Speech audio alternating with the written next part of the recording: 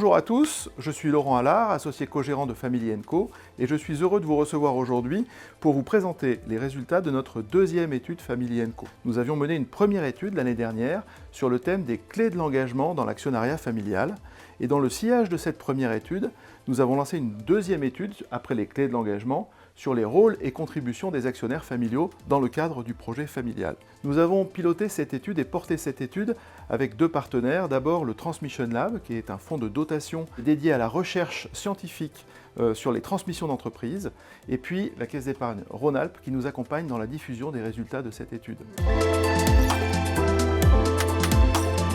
Trois angles reviennent systématiquement lorsqu'on interroge les actionnaires familiaux sur les rôles et contributions de l'actionnaire familial. Le 1, c'est l'implication, c'est le degré d'intérêt ou de présence. Le 2, c'est les rôles qu'ils peuvent jouer dans le projet familial. Et le 3, c'est les contributions, ce qu'il apporte à la table actionnariale. C'est ce triptyque qui va organiser l'ensemble des enseignements de notre étude. À travers la discussion, trois niveaux d'implication apparaissent. Tout d'abord, l'actionnaire passif, que nous préférons appeler silencieux, qui est peu présent et en tout cas pointé du doigt, qui n'a d'ailleurs pas forcément conscience que sa posture peut poser problème au collectif. Ensuite, l'actionnaire en conscience, qui lui se forme, s'informe et essaye d'être là le plus souvent possible. Il devient potentiellement supporter. Et enfin, l'actionnaire proactif, souvent proche du pouvoir.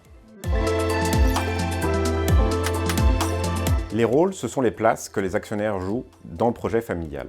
Il y en a certains qui sont nommés explicitement par les actionnaires familiaux. C'est le cas du dirigeant, très présent. Ensuite, le salarié, les gouvernants, que ce soit membres d'un conseil d'administration ou membres d'un conseil de surveillance, et enfin les actionnaires simples ou passifs, et on fait le lien avec l'implication. Les autres sont dessinés en creux dans les échanges et par recoupement. C'est le cas des actionnaires contributeurs, des actionnaires simples mais proactifs, les actionnaires ambassadeurs, une sorte de VRP de l'entreprise dans la famille et de la famille dans l'entreprise, et enfin l'actionnaire entrepreneur.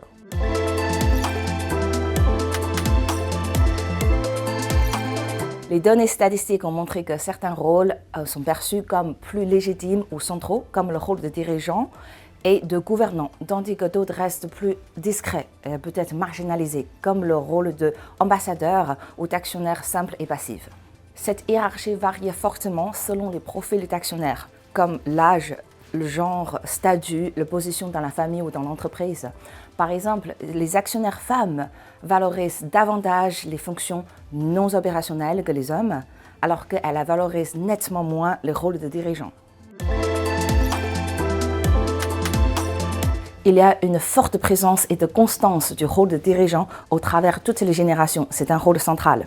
À l'inverse, le rôle d'entrepreneur et d'ambassadeur sont les moins présents et culminent à la deuxième génération, puis décroissent à partir de la troisième génération. Pour tous les autres rôles, ils apparaissent bien souvent entre la G1 et la G2, et puis continuent d'augmenter fortement jusqu'à la troisième génération, et ça, c'est le signe d'une gouvernance familiale qui se structure. Nous l'avons vu, l'actionnaire familial peut s'impliquer de différentes manières. Tout d'abord, avec les niveaux d'implication. Ensuite, avec les rôles, et nous en explorons 7 dans le cadre de l'étude. Et enfin, avec des contributions qui lui sont propres. Il apparaît quelque chose d'unique, c'est la culture actionnariale. Et pour le dire autrement, comment sommes-nous actionnaires ensemble? Ou pour le dire d'une façon dynamique, comment souhaitons-nous être actionnaires demain? C'est quelque chose que nous explorerons dans les travaux futurs. Ça y est, vous savez tout sur les rôles et contributions de l'actionnaire familial dans l'entreprise familiale et dans le projet de la famille plus globalement. Vous pouvez retrouver tous ces résultats et bien plus de détails sur cette étude dans le livret de l'étude que vous pourrez télécharger sur le site internet de Family & Co. Dans ce livret, vous trouverez aussi une espèce de bonus que sont les interviews de nos grands témoins. 3 chefs d'entreprise sont venus partager sur les rôles et contributions des actionnaires familiaux dans leur contexte à eux.